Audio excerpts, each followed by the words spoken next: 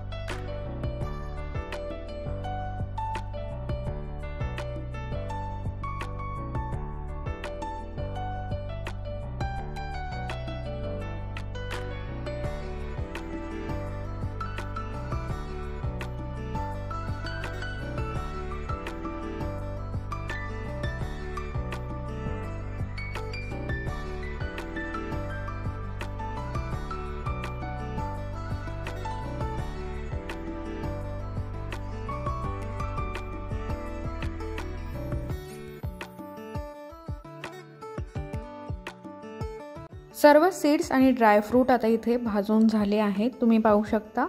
आता हे आपल्याला थंड करून घ्यायचे आहे। नंतर आपल्याला हे मिक्सरमध्ये थोडेसे बारीक करून घ्यायचे आहे।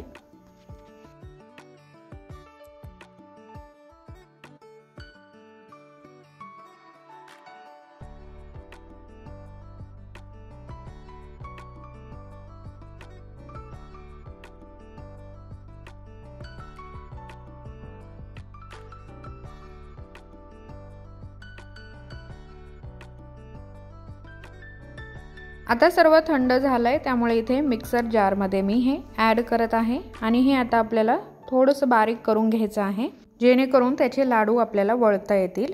या पद्धतीने ते बारीक करून घ्यायचे आहे। दरदरीत अशी याची मी इथे पावडर करून घेतली आहे। त्यानंतर इथे मी खजूर घेतली आहे आणि ती देखील यामध्ये आपल्याला बारीक अशी वाटून घ्यायची आहे। मी घेतानाच त्याच्या बिया काढून घेतल्या होत्या आणि आता मी बारीक ते मिक्सरमध्ये वाटून घेतलेलं आहे। हे पहा, अशा पद्धतीने बारीक वाटून झाले आहे। आता ती आपल्याला ड्रायफ्रूट आणि सीड्सच्या मिक्सचरमध्ये ॲड करायची आहे। हे पहा, अशा पद्धतीने आपण पीठ मळतो त्या पद्धतीने थोडंसं असं मिक्स करून घ्यायचं आहे। सर्व एकजीव केल्यानंतर त्याचा असा लाडू बनवून घ्यायचा आहे। हे पहा, अशा पद्धतीने।